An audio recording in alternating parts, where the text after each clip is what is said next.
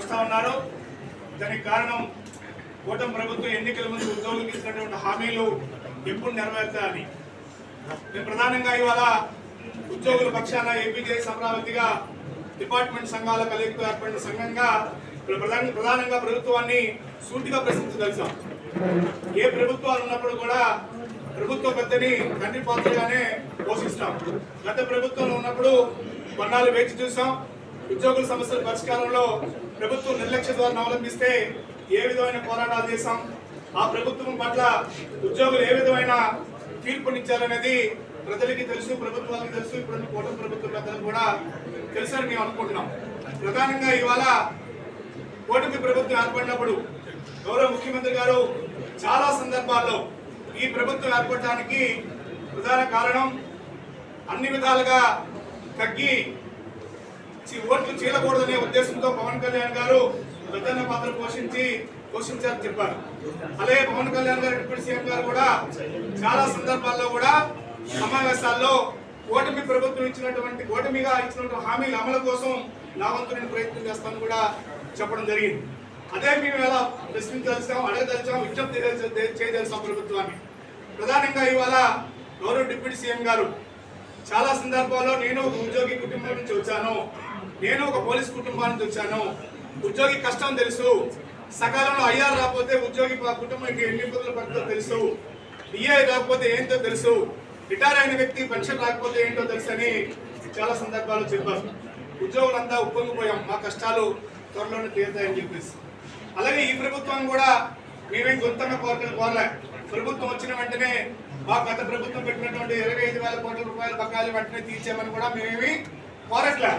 అలాగే ఈ ప్రభుత్వం వచ్చి 15 నెలలు అయినప్పుడు కూడా చర్చించడానికి అవకాశం ఇవ్వకపోవడం చాలా బాధపడ్డాం. కానీ ముఖ్యమంత్రి గారి సలహా మేరకు, సూచనల మేరకు గౌరవ సిఎస్ గారు 20వ తారీఖున ఉద్యోగ సంఘాలతో సమావేశం ఏర్పాటు చేశారు. పరిష్కారం అయినా అవ్వకపోయినా ఉద్యోగుల సమస్యలు ఆలకించడం చాలా సంతోషం. ఆ నెక్స్ట్ డే 21వ తారీఖునే గౌరవ ముఖ్యమంత్రి గారి ఆధ్వర్యంలో కేబినెట్ లో చర్చ జరిగితే ఉద్యోగుల సంబంధించినటువంటి సమస్యలపై ఈనాడు 25 గంటల పాటు జరిగినటువంటి సమస్యల మీద ఏదైనా చర్చకు వస్తుందేమో 21 జరిగిన కేబినెట్ లో అనేది ఆశగా ఎదురు చూసాం. ఎక్కడ చర్చ కనబడదా.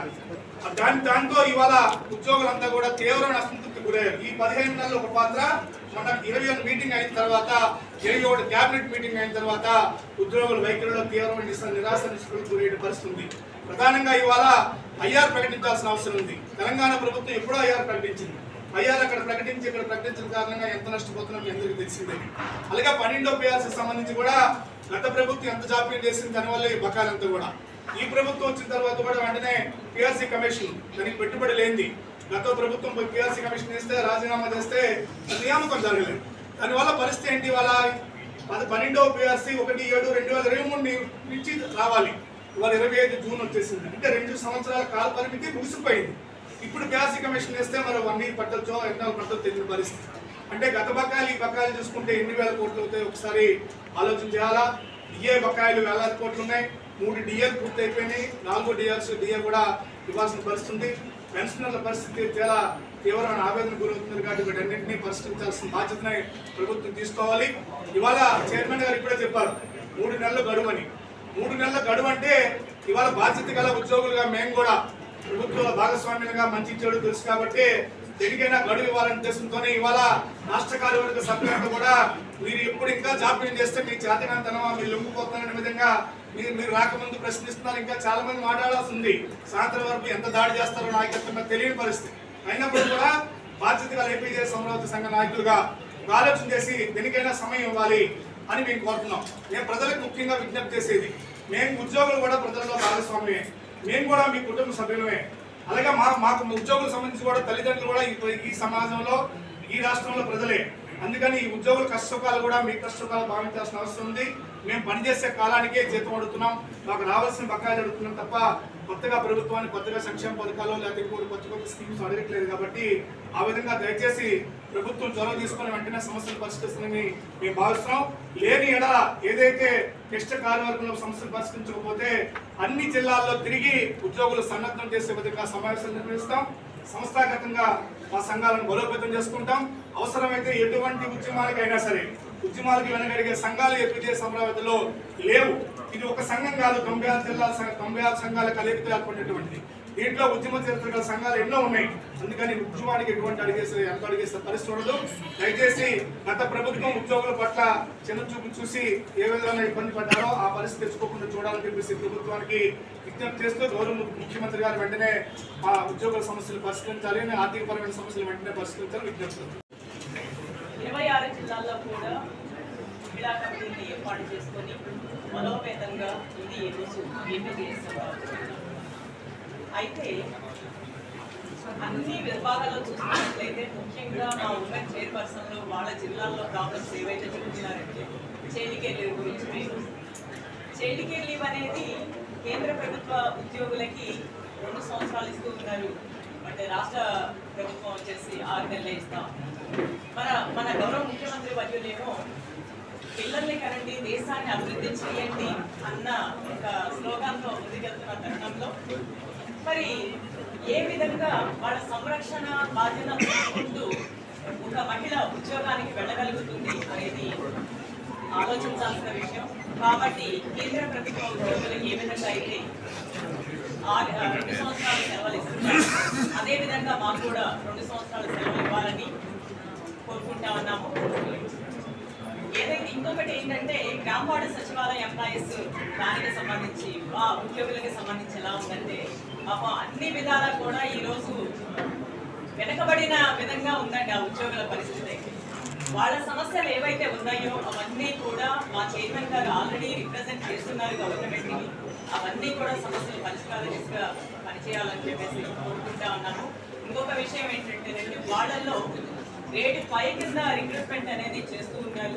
అలా కాకుండా గ్రేడ్ 6 కింద రిక్రూట్మెంట్ చేస్తే వాళ్ళందరికీ కూడా బెనిఫిట్ అవుతుంది అనే విధంగా ఉంది. కాబట్టి మా ఏపీజేఎస్ అమరావతి చైర్మన్ గారు ఏ విధంగా అయితే రిప్రజెంట్ చేశారో ఆ విధంగా వాళ్ళకి ఇవ్వాలని చెప్పేసి కోరుకుంటూ ఉన్నాం. Thank you.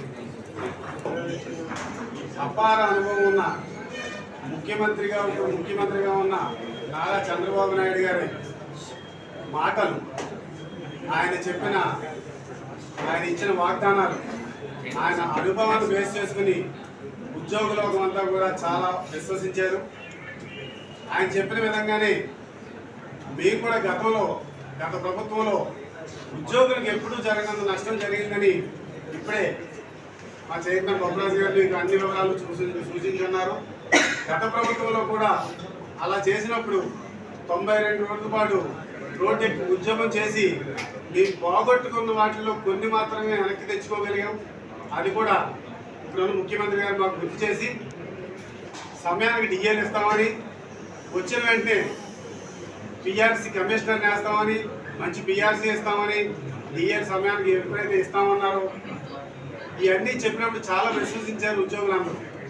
కానీ సంవత్సరం 3 నెలలు పూర్తయిన ఈ సందర్భంలో మా విశ్వాసాన్ని కోల్పోతున్నామే. ఇంత అనుభవం ఉన్న ముఖ్యమంత్రి, మాట ఇచ్చిన ముఖ్యమంత్రి మాకు పరిష్కారం చేయలేదు, వాగ్దానాలు అమలు చేయలేదు, కనీసం స్పందించట్లేదనే బాధని ఇవాళ కార్యవర్గం అంతా వ్యక్తం చేసింది. దీన్ని కూడా మేము ఎలా సమాధానం చెప్పాలో తెలియని పరిస్థితి ఏర్పడింది. మాకేమంటున్నాం, ఉద్యోగుల తరఫున ముఖ్యమంత్రి గారు కానీ ప్రభుత్వం కానీ స్పందించకపోతే మేము ఎవరితో చెప్పుకోవాలి, ముందు చెప్పుకోవడానికి అవకాశం ఇవ్వాలి కదా అనేది ముందుగా మేము అడుగుతున్న ప్రశ్న. మీకు గొంతమ్మ కోరికల్లా మెడ మీద కత్తి పెట్టి ఇప్పటికిప్పుడే అన్ని ప్రభుత్వం చేయమని మేము అడగట్లేదే. పిఆర్సీ కమిషనర్ నియామకం చేశారు. పిఆర్సీ కమిషనర్ నియామకం చేసిన తర్వాత ఆయన రిజైన్ చేశారు. ఆయన మళ్ళీ రిక్రూట్ చేసి మీరు నియమించడం వల్ల ప్రభుత్వానికి వచ్చే నష్టం ఏంటి అని ప్రశ్నిస్తున్నాం. కనీసం 4 డిఏలు పెండింగ్ వచ్చిన దశలో ఇన్నిసార్లు పండుగలు దాటిపోతున్నప్పటికీ కూడా ప్రతి పండుగకి కూడా మాకు ఏదో ఒక డిఏ అనౌన్స్ అవుతుందని, రాష్ట్ర ప్రభుత్వం అనౌన్స్ చేస్తుందని ఆశగా చూస్తున్న ఉద్యోగులకి ఎప్పటికప్పుడు నిరాశ ఎదురవుతుంది. అదే విషయాన్ని రాష్ట్ర నాయకత్వం మీరు నిద్రపోతున్నారా, అడగట్లేదా, అంటే ప్రభుత్వాలతో మీరు కుమ్మక్కవుతున్నారా అనే స్థాయిలో ప్రశ్నించేలాగా కార్మిక సమావేశాల్లో వివిధ జిల్లాల నుంచి వచ్చిన ప్రతినిధులు ప్రశ్నిస్తున్నారు. కానీ చైర్మన్ గారు కానీ మా బొబ్బరాజు గారు కానీ రాష్ట్ర నాయకత్వం కానీ ఇక్కడ ఉన్న పరిస్థితులన్నీ వెల్లడించి రీసెంట్గా మేము మొన్నే రాష్ట్ర జాయింట్ స్టాఫ్ కౌన్సిల్ సమావేశం జరిగింది. అయితే జరిగింది అది సంతోషమే, కానీ మా విజ్ఞప్తులన్నీ ఉద్యోగ తరపున చేసిన విజ్ఞప్తులన్నీ విన్నారు, కానీ వారు రెస్పాండ్ అయ్యే పరిస్థితుల్లో ఇంకా లేరు. ప్రస్తుతానికి విని ప్రభుత్వంతో సీఎం గారితో చర్చించి మీకు ఫలితాలు తెలియజేస్తామన్నారు.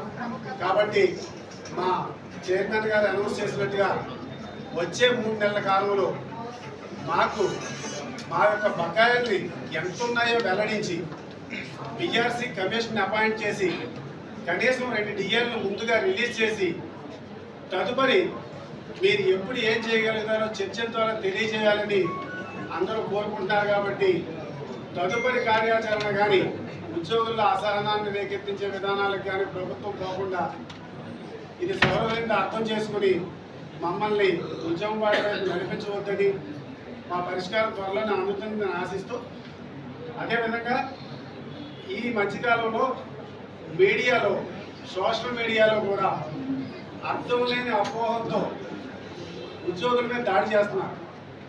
మాకు ఎంప్లాయర్ మా బాస్, ఎంప్లాయీ మేము పనిచేస్తున్న మా ఎంప్లాయీస్, మాకు చర్చల ద్వారా కానీ మేము అడిగింది కానీ ప్రభుత్వం సమాధానం చెప్పాలి.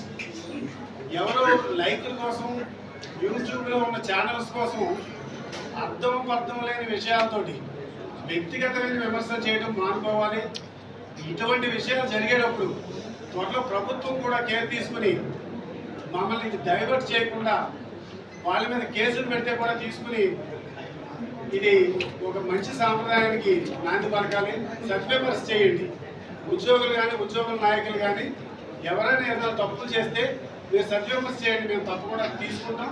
దానికి నాయకత్వంగా మేము ప్రోత్సహించాం. కానీ అటువంటి లైక్ల కోసం వారి ఛానల్స్ కోసం ఉద్యోగులు పడే బాధల్ని ఉద్యోగులు పడే విధానాలని మీరు విమర్శించొద్దని కోరుకుంటూ మేము ప్రజల్లో భాగం.